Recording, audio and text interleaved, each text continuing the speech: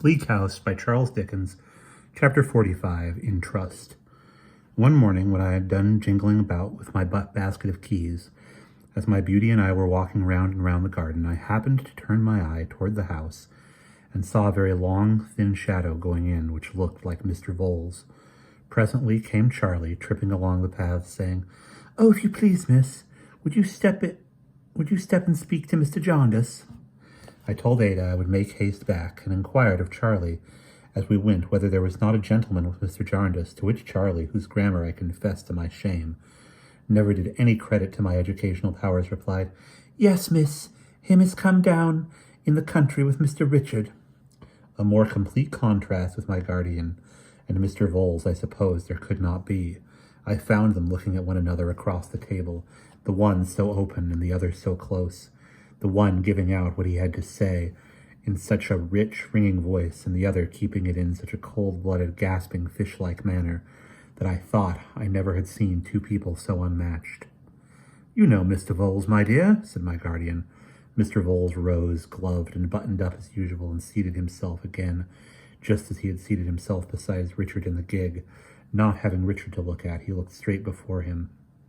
"Mr. Vholes," said my guardian, eyeing his black figure as if he were a bird of ill omen, "has brought an ugly report of our most unfortunate Rick," laying a marked emphasis on most unfortunate, as if the words were rather descriptive of his connection with Mr. Vholes. I sat down beside them. Mr. Vholes remained immovable, except that he secretly picked at one of the red pimples in his yellow face with his black glove. "And as Rick and you are happily good friends, I should like to know," said my guardian, "what you think, my dear. Would you be so good as to speak up, Mr. Vholes?" Doing anything but that, Mr. Vholes observed, "I have been saying that I have reason to know Miss Summerson as Mr. C.'s professional adviser, that Mr. C.'s circumstances are at the present moment in an embarrassed state, not so much in point of amount as owing to the peculiar and pressing nature of liabilities Mr. C. has incurred, and the means he has of liquidating or meeting the same. I have staved off many little matters for Mr. C., but there is a limit of staving off, and we have reached it. I have made some advances out of pocket to accommodate those unpleasantnesses, but I necessarily look to being repaid.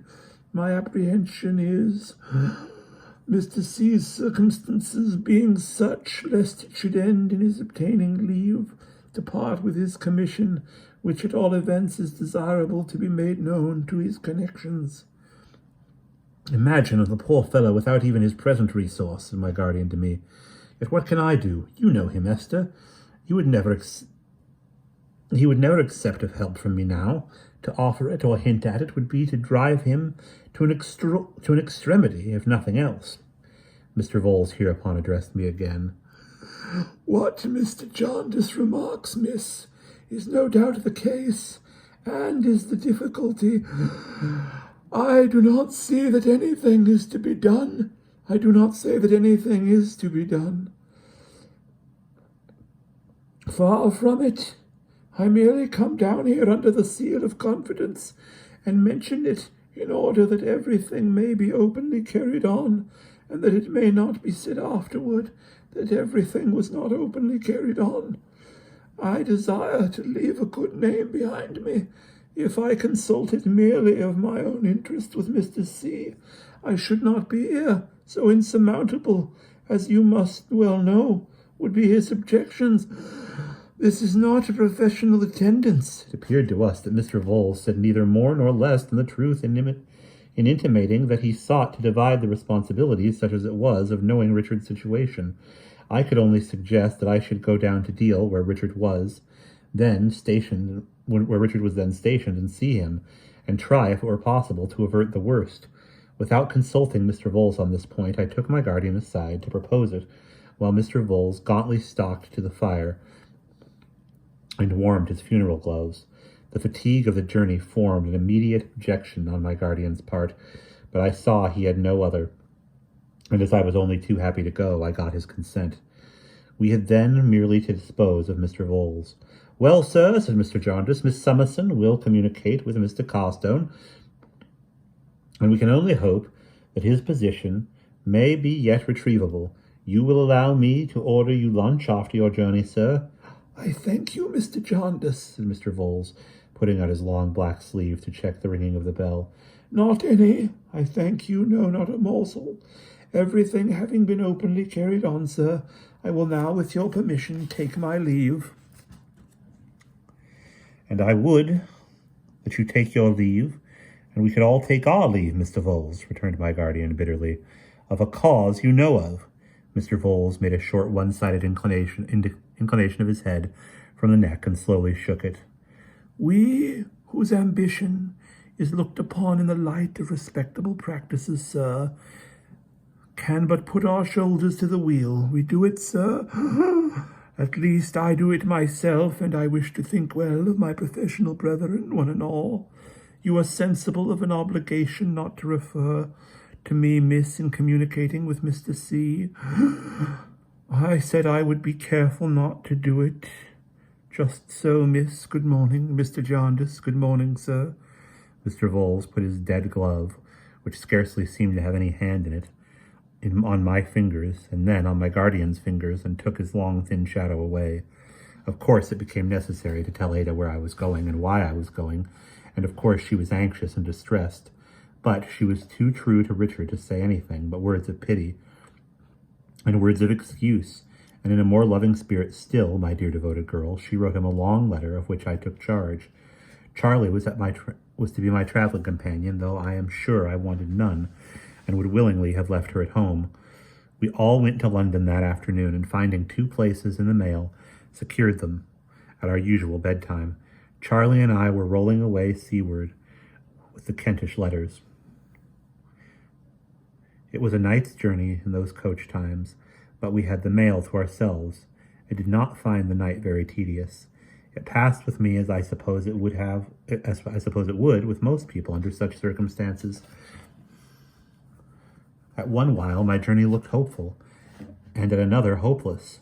Now I thought I should do some good, and now I wondered how I could ever have supposed so, in what state I should find Richard, what I should say to him, and what he would say to me, occupied my mind by turns, and the wheels seemed to play one tune over and over and over again all night.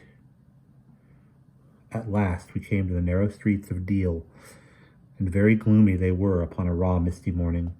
The long, flat bench, with its little irregular houses, wooden and brick, and its litter of capstans, and great boats, and sheds, and bare upright poles with tackle and blocks, wore as dull an appearance as any place I ever saw. The sea was heaving under a thick white fog. But when we got into a warm room in an excellent hotel, and sat down comfortably, washed and dressed, to an early breakfast, for it was too late to think of going to bed, Deal began to look more cheerful. Our little room was like a ship's cabin, and that delighted Charlie very much. Then the fog began to rise like a curtain, and numbers of ships that we had no idea were near appeared. Some of these vessels were of grand size. One was a large Indiaman, just come home, and when the sun shone through the clouds, making silvery pools in the dark sea, the way in which these ships brightened and shadowed and changed amid a bustle of boats pulling off from the shore to them, and from them to the shore, was most beautiful. The large Indiaman was our great attraction, because she had come into the Downs in the last night. Charlie was curious about the voyage, and about the heat in India, and the serpents and the tigers, and as she picked up such information much faster than grammar, I told her what I knew of on those points. I told her, too, how people in such voyages were sometimes wrecked and cast on rocks, where they were saved by the intrepidity and humanity of one man. And Charlie, asking how that could be, I told her we knew at home of such a case. I had thought of sending Richard a note saying I was there, but it seemed so much the better to go to him without preparation, as he lived in barracks. I was a little doubtful whether this was feasible, but we went out to recognize. Peeping at the gate of the barrack yard, we found everything very quiet, and I asked the sergeant standing on the ground-house steps where he lived. He sent a man before to show me, who went up some bare stairs and knocked with his knuckles at a door, and left us. "Now then!" cried Richard from within. So I left Charlie in the little passage, and going on the half-open door said, "Can I come in, Richard? It's only Dame Durden." He was writing at a table with a great confusion of clothes, tin cases, boots, books, brushes, and portmanteaus strewn all about the floor. He was only half-dressed in plain clothes, I observed, not in uniform, and his hair was unbrushed, and he looked as wild as his room. All this I saw after he had heartily welcomed me, and I was seated near him, for he started upon hearing my voice, and caught me in his arms in a moment. Dear Richard, he was ever the same to me, down to, poor fellow, to the end. He never received me, but with something of his old merry boyish manner. "Good heaven, my dear little woman," said he, "how do you come here? Nothing the matter? Ada is well?" "Quite well. Lovelier than ever, Richard." "Ah," he said, leaning back in his chair, "my poor cousin. I was writing to you, Esther." So worn and haggard as he looked, even in the fullness of his handsome youth, leaning back at his chair and crushing the closely written sheet of paper in his hand. "Have you been at the trouble of writing all that, and I am not to read it at all? And I am not to read it after all?" I asked. "Oh, my dear," he returned with a hopeless gesture, "you may read it in the whole room. It is all over here." I mildly entertained him not to be despondent. I told him that I had heard by chance of his being in difficulty, and had come to consult with him what could best be done. "Like you, Esther, but useless. And so not like you," he said with a melancholy smile. "I am away on leave this day. Should have been gone in another hour, and that is to smooth it over for my setting out. Well, let bygones be bygones. So this calling follows the rest. I only want to have been in the church, to have made the round of all the professions." "Richard," I urged, "is it not so hopeless as all that?" "Esther," he returned, "it is indeed. I am just so near disgrace as that those who are put in authority over me, as the catechism goes, would far rather be without me than with me. And they are right. Apart from debts and duns, and all such drawbacks, I am not fit even for this employment. I have no care, no mind, no heart, no soul, but for one thing. Why, if this bubble hadn't broken now," he said, tearing the letter he had written into fragments, "how could I have gone abroad? I must have been ordered abroad. But how could I have gone? How could I, with my experience of that thing, trust even Voles unless I was at his back?" I suppose he knew by my face what I was about to say, but he caught the hand I laid upon his arm and touched my own lips with it, to prevent me from going on. "No, Dame Durden, 2 subjects I must forbid. The first is John Jarndyce. The second, you know what. Call it madness, and I tell you I can't help it now, and can't be sane. But it is no such thing.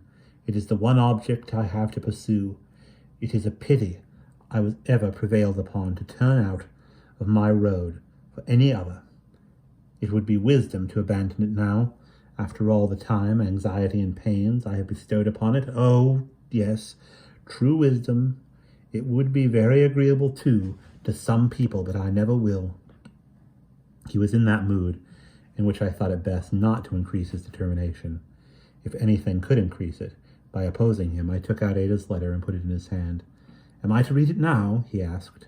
As I told him yes, he laid it on the table, and resting his head upon his hand, began.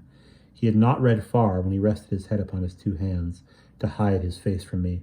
In a little while he rose, as if the light were bad, and went to the window. He finished reading it there, with his back toward me, and after he had finished, and had folded it up, stood there for some minutes with the letter in his hand. When he came back to his chair, I saw tears in his eyes. "Of course, Esther, you know what she says here." He spoke in a softened voice and kissed the letter as he asked me. "Yes, Richard." "Offers me," he went on, tapping his foot on the floor, "the little inheritance she is certain of so soon, just as little and as much as I have wasted, and begs and prays me to take it, set myself right with it, and remain in the service."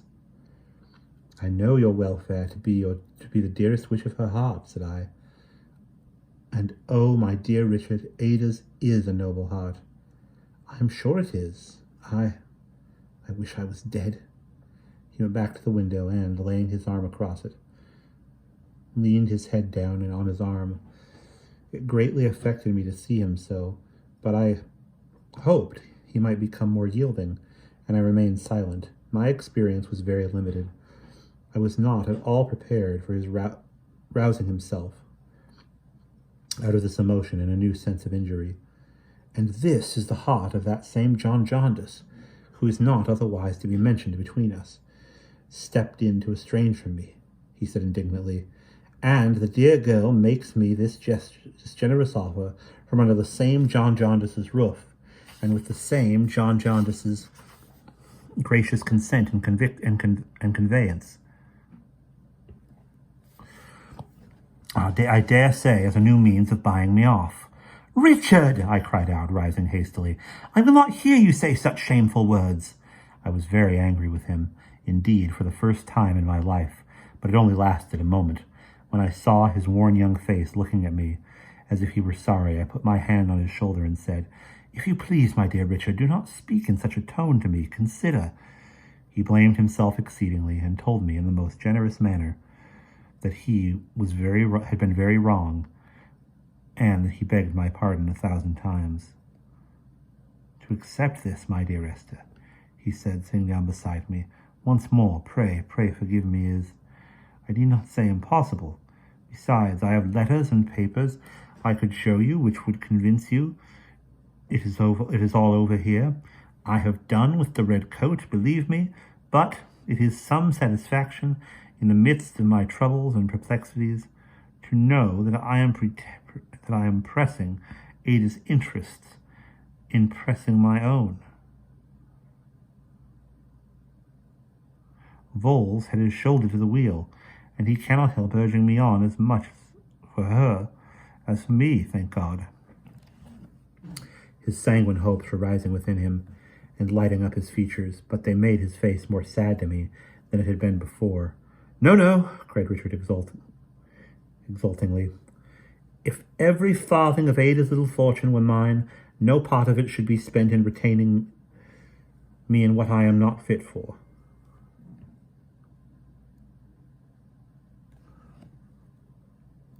And we will pause there.